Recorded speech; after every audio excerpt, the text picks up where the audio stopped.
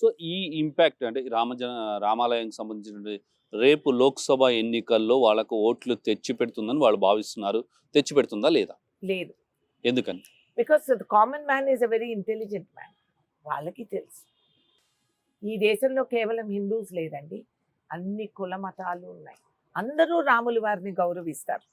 మేము కూడా వాళ్ళ కులాల్ని, మతాల్ని గౌరవిస్తాం కాబట్టి అందరం కలిసికట్టుగా ఈ దేశంలో వి ద పీపుల్ అని ఈ రాజ్యాంగంలో ఇచ్చిన హక్కులతో అందరం కూడా ఎంతో సునాయాసంగా బతకగలిగాం, సాగగలిగాం.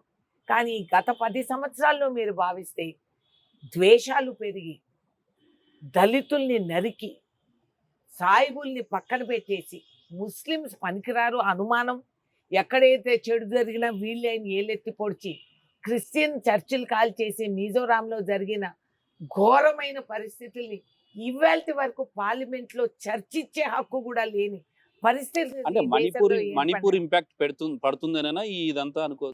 మణిపూర్ ఇంపాక్ట్ పడుతుందా పడదా ఇవన్నీ మీరు టీవీ వాళ్ళు మీరు మాట్లాడుతూ పోండి.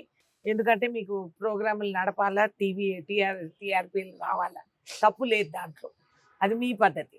మా పద్ధతి మేము మానసికంగా మేము చూసి వాళ్ళ పరిస్థితి ఎట్లుంటే మన పరిస్థితి ఏమిటి రేపు అనేది ముందాలోచనతో మేము కదం తొక్కుతున్నాం.